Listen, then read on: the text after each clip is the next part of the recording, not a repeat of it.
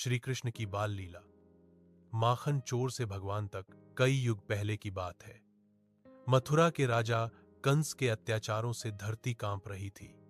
तभी भादो महीने की अंधेरी रात में जेल में देव की माता ने एक दिव्य बालक को जन्म दिया। वही बालक आगे चलकर श्री कृष्ण कहलाए। वासुदेव जी उन्हें यमुना पार कर गोकुल ले आए और नंद बाबा व यशोदा माता के यहां उनका पालन पोषण हुआ। गोकुल में कृष्ण का बचपन बहुत ही आनंदमय और शरारतों से भरा था। उनके चेहरे पर हमेशा मुस्कान रहती और आंखों में चंचलता। वे अपने दोस्तों सुदामा, श्रीदामा, मधुमंगल और अन्य ग्वालबालों के साथ दिन भर खेलते कूदते रहते।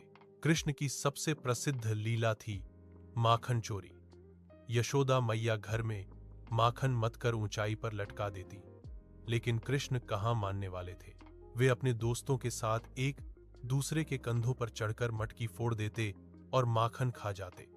जब यशोदा मैया उन्हें पकड़ने आती तो कृष्ण भोला सा चेहरा बनाकर कहते, मैया मैंने तो कुछ नहीं किया, लेकिन उनके मुख पर लगे माखन के निशान सब कुछ बता देते। एक दिन यशोदा मैया ने उन्हें रस्सी से बांधने की कोशिश की, पर आश्चर्य, रस्सी हर बार 2 अंगुल छोटी पड़ जाती।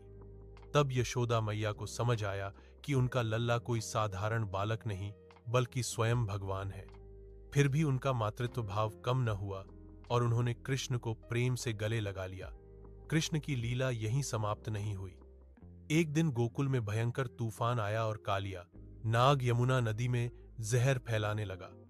छोटे से कृष्ण ने यमुना में कूदकर कालिया नाग के फनों पर नृत्य किया और उसे पराजित कर दिया। गोकुलवासी यह देखकर चकित रह गए। एक और दिन इंद्रदेव के अहंकार को तोड़ने के लिए कृष्ण ने गोवर्धन पर्वत को अपनी छोटी सी उंगली पर उठा लिया और पूरे गोकुल को 7 दिनों तक वर्षा से बचाया। तब सभी को समझ आया कि यह बालक केवल माखन चोर नहीं बल्कि साक्षात भगवान है।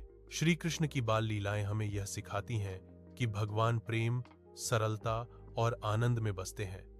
उनका बचपन बताता है कि सच्चा बल अहंकार में नहीं बल्कि भक्ति और करुणा में होता है। जय श्री कृष्ण।